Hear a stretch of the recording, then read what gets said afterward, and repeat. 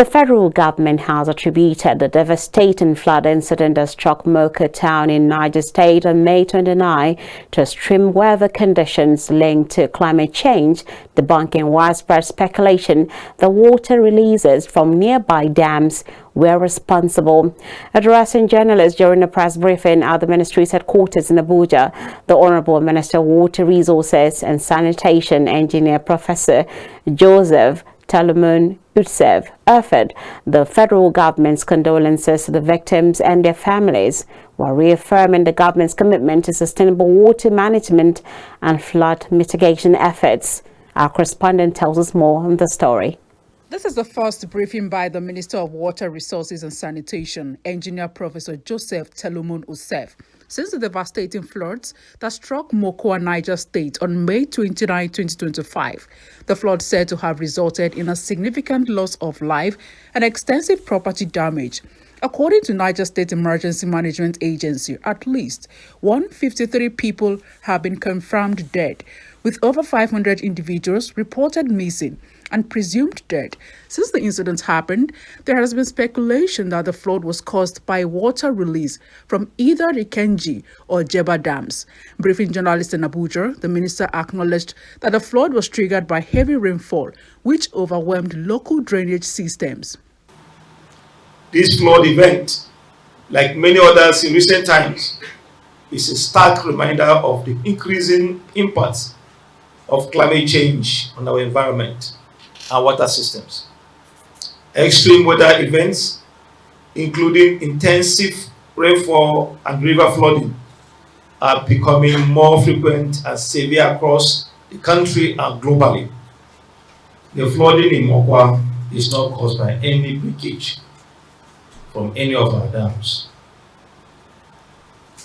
The flooding is as a result of inadequate drainages within the vicinity, and which arise with high rainfall. There is a railway that passes between River Dingi and Mokwa town, Mokwa settlement. And we are meant to understand that the community or the area under flooding is a flood plain where people in the past were advised not to settle.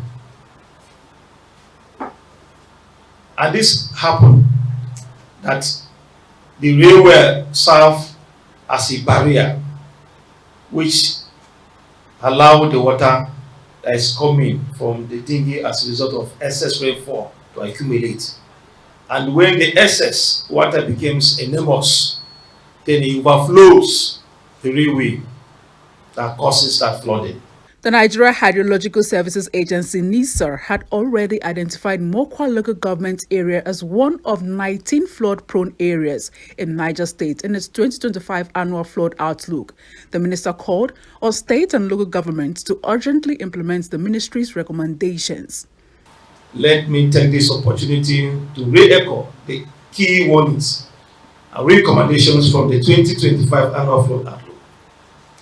We have urged and we are still urging states and local governments to act on these early warnings by 1, strengthening drainage infrastructure, relocating vulnerable communities from flood plains, engaging in sustained public awareness campaigns, and enforcing land use regulations to prevent encroachment into flood-prone areas. I will give our recommendations of what should be put in place.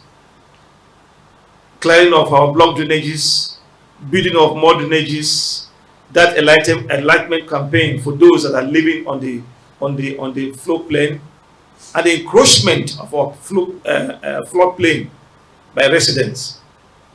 That is the warnings we gave in April this year. And that is what we are still reopening today. And we are believing that as people at the subnational, that is the state government, and residents of these various communities listen to us as we also look of ways that we can support in mitigating future occurrence. This situation will not repeat itself. The minister reiterated the federal government's commitment to managing Nigeria's water resources in a climate resilient and sustainable manner.